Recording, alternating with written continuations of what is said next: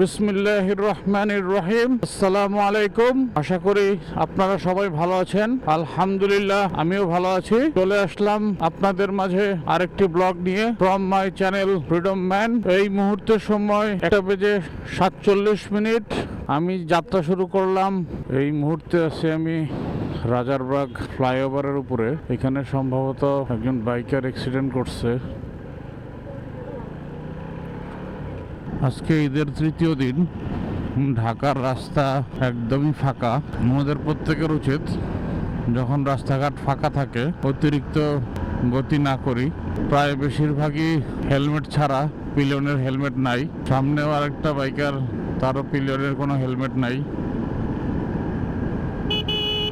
আমি এই মুহূর্তে টেকনিক্যাল অতিক্রম করে আসছি। সামনে এসপি ফিলিং স্টেশন থেকে আমি ফুয়েল লোড করব। সেই সাথে এবার আমি একটা নতুন অকটেন বুস্টার ইউজ করতেছি, যেটা আমাদের দেশে এবার আসছে। একদমই নতুন বলা চলে। দেখা যাক সেটার পারফরমেন্সটা কেমন হয়। আমি চলে এসেছি এসপি ফিলিং স্টেশনে।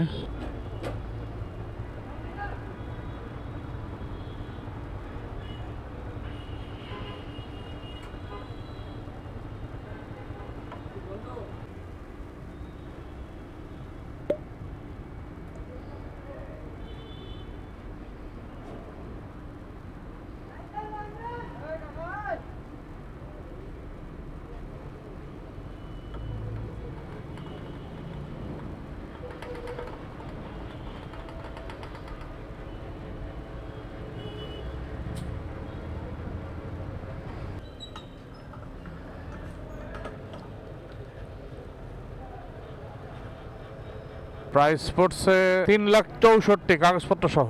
এমটির থেকে একটু বেশি আছে। এইবার আমি অকটেন বুস্টার ইউজ করলাম ব্লু সিম, যেটার প্রাইস 300 টাকা। এই মুহূর্তে আমার মিটার শো করতেছে 3,215 কিলোমিটার। সামনে গাবতলী ব্রিজ, হাতের বাম পাশে গাবতলী পশুর হাটের গেট এখনো দেখা যাচ্ছে। অস্থায়ী যেই হাটটা ছিল সেটি এখনো ভেঙে ফেলা হয়নি। এই মুহূর্তে আমি অতিক্রম করতেছি মির্জাপুর ক্যাডেট কলেজ। এখন সময় 3:41। আজকে আমি আপনাদের সাথে আলোচনা করব আমার NK 250 নিয়ে।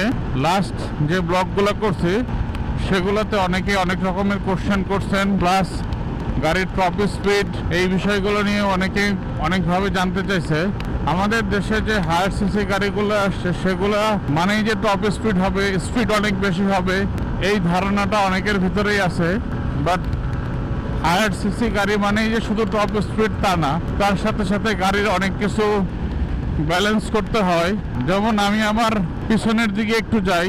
আমার ফার্স্ট বাইক ছিল হর্নেট, সেইটাতে মোটামুটি 130-135 পর্যন্ত টপ উঠতো, কিন্তু সেইটার একরকম গুণ ছিল। আমি ইউজ করতাম সিবিএস ব্রেকিং সিস্টেমটা, যেটা ভালো একটা ব্রেকিং পারফরমেন্স পাওয়া গেছে বা পাইতাম। এরপরে আসলাম এমটি, সেটা ছিল সিঙ্গেল চ্যানেল ABS, সেইটার পারফরমেন্সও অন্যরকম। সেইটার থেকে আপগ্রেড হলো NK 250। NK 250-তে টপ স্পিড আমি পাইছি 135-এর মতো। টপ স্পিডের থেকে যেটা বেশি দরকার, গাড়ির ব্যালেন্স, গাড়ির ব্রেকিং পারফরমেন্স, গাড়ির ইঞ্জিন পারফরমেন্স, সেই জিনিসটাই মূলত হায়ার সিসি আমি মনে করি। কারণ অতিরিক্ত গতি তুললাম কিন্তু সেই ক্ষেত্রে আমি ভালো ব্রেকিং বা ভালো রেসপন্স পাইলাম না গাড়ির গতি নিয়ন্ত্রণের ক্ষেত্রে, তাহলে সেটা হায়ার সিসির বাইক বলা চলে না। সিসি মেনটেনের সাথে সাথে গাড়ির ইঞ্জিনের performance, breaking performance, balance performance সব কিছুই একটা ভালো ডিপেন্ডেবল সাপোর্ট থাকতে হবে। তাহলেই সেই ক্ষেত্রে আপনারা বা আমরা যারা ইউজ করতেছি ভালো একটা রেসপন্স পাবো। আদারওয়াইজ সেই রেসপন্সটা কখনোই ভালো হবে না। এই গাড়িতে যখন আমি 135 ক্রস করি সেই ক্ষেত্রে গাড়ির চাক্কা মনে হয় না মাটিতে থাকে। সাইড থেকে হালকা একটা বাতাসের ফ্লো গেলেই গাড়িটা প্রচণ্ডভাবে বাড়ি খায়, হাওয়ায় ভাসতে থাকে বলা চলে। গাড়ির ব্রেকিং বাইটটা আগের থেকে অনেক ভালো হচ্ছে, ব্রেকিং রেসপন্সটাও সুন্দর। মাঝে মাঝে এমনভাবে আমার ব্রেক ধরতে হয়, হয়তোবা সেই সময় আমার ক্যামেরা চালু থাকে কিনা আমি জানি না, বা আমার ক্যামেরা অন রেকর্ডিংয়ে সেটা আমি রেকর্ড করতে পারি কিনা সেটাও আমি বলতে পারি না। বেশ ভালো একটা ব্রেকিং রেসপন্স পাওয়া যায়। এই ব্রেকিং রেসপন্সটা যদি না পাওয়া যায় তাহলে আমি যতই উচ্চ গতি তুলি না কেন গাড়িতে, আমি কিন্তু আমার প্রয়োজনের সময় সেইভাবে ব্রেকটা ধরতে পারবো না। সেই ক্ষেত্রে আমি একটা দুর্ঘটনার সম্মুখীন হব। এবার বলি, আমার গাড়ি চলছে প্রায় 3281 কিলোমিটার এখন পর্যন্ত। ভাইব্রেশনের যে ফিলটা ছিল সেটা আগের থেকে আস্তে আস্তে অনেকটাই রিডিউস করছে, অনেকটা কমছে। শুধুমাত্র ফুট ব্রেকের ক্ষেত্রে সেই ভাইব্রেশনের ফিলটা এখন আমি পাই, মাঝে মধ্যে অতিরিক্ত ভাইব্রেশনের ফিল পাই, সবসময় যে পাই তা না, মোটামুটি অনেকটাই কমে গেছে। যেহেতু আমার সেকেন্ড সার্ভিসিংয়ের টাইম মোটামুটি চলে আসছে বা ওভার হয়ে গেছে বলা চলে, ঈদের বন্ধ পড়ে যাওয়ার কারণে বা ঈদের আগে আমার একটু কাজের প্রেশার থাকার কারণে আমি গাড়ির সার্ভিসিংটা করাতে পারিনি। আজকে যেহেতু ঈদের তৃতীয় দিন, আমি হয়তোবা ঢাকা ব্যাক করে ইনশাল্লাহ সেকেন্ড সার্ভিসিংটা করিয়ে নিব। মোটামুটি গাড়ি আমার আজকে 110 প্লাসই চলতেছে, বেশ ভালো একটা সাপোর্ট পাচ্ছি। বারবার বলছি যে শুধু টপ স্পিড উঠলেই হবে না, গাড়ির আদার সাইডের যে রেসপন্সগুলো প্রয়োজন টপ স্পিডের সাথে সাথে সেগুলোও সাপোর্টের দরকার আছে। সেই সাপোর্টগুলো আলহামদুলিল্লাহ বেশ ভালো।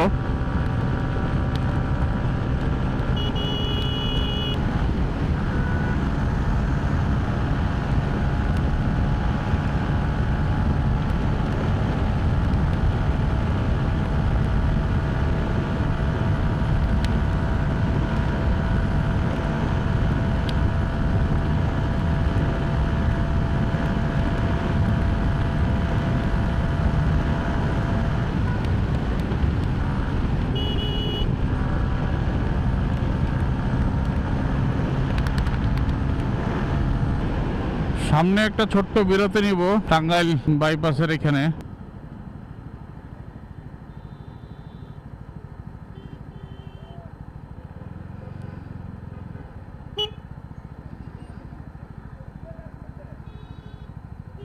ছোট্ট একটা চা বিরতি নিয়ে আবার যাত্রা শুরু করলাম।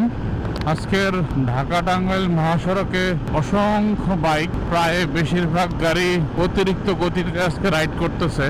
সেই সাথে রাইডার পিলিয়ন প্রায় অধিকাংশ গাড়িরই হেলমেট নাই বললেই চলে, সেই সেফটি গার্ডও নাই। সামনে একটা GSX-R, সে আমার সাথে কম্পিটিশন করতেছে, বাট আমি কিন্তু তার সাথে কোনোভাবেই কম্পিটিশন করতেছি না। আজকের রাস্তার প্রায় 70% বাইকই খুব অল্প বয়সী ছেলেরা রাইড করতেছে, এবং তারা বেশিরভাগই দেখলাম বিভিন্ন জায়গায় কম্পিটিশন করতেছে। আমার ভিডিওতে হয়তোবা দেখবেন R1 V3 একটা গাড়ি টাঙ্গাইলের আগে, সেও আমার সাথে একটা কম্পিটিশন করছে, বাট আমি কোনো কম্পিটিশনেই না। আমি নর্মালি আমার মতো চালাচ্ছি, বা আমি রেগুলার যেভাবে চালাই সেভাবেই আমি চালাইতেছি। আলহামদুলিল্লাহ, দেখতে দেখতে আমার গাড়ি 3300 কিলোমিটার পার হয়ে গেল। এই পর্যন্ত আমি আল্লাহর রহমতে তেমন কোনো প্রবলেম পাইলাম না, শুধুমাত্র টায়ার লিক ছাড়া গাড়িতে। ইভেন অনেকেই আছে ফুয়েল নিয়ে অনেক রকমের প্রবলেম পড়েন, আমি আল্লাহর রহমতে আলহামদুলিল্লাহ ফুয়েল নিয়েও কোনো প্রবলেম পড়ি নাই, কেননা আমি যতবারই তেল লোড করি সব সময় ট্যাঙ্ক ফুল করি এবং প্রত্যেকবারই একটা ভালো মানের অকটেন বুস্টার ইউজ করার চেষ্টা করি।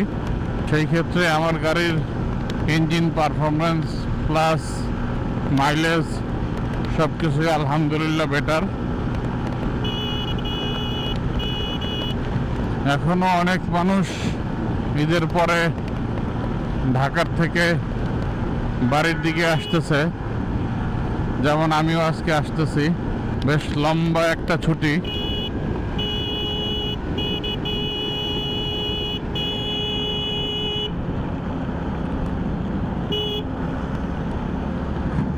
এই মুহূর্তে আপনারা দেখতে পারলেন হঠাৎ করে আমার ইমার্জেন্সি একটা ব্রেকিংয়ের প্রয়োজন ছিল।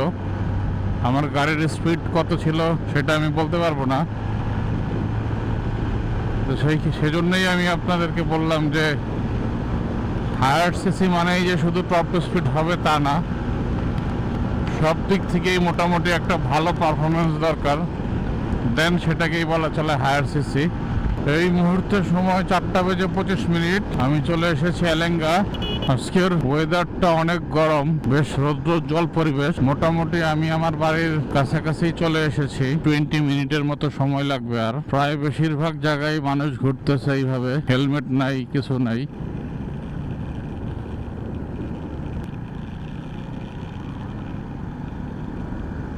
এই মুহূর্তে সময় 4:41। আমি চলে এসেছি আমার বাড়িতে।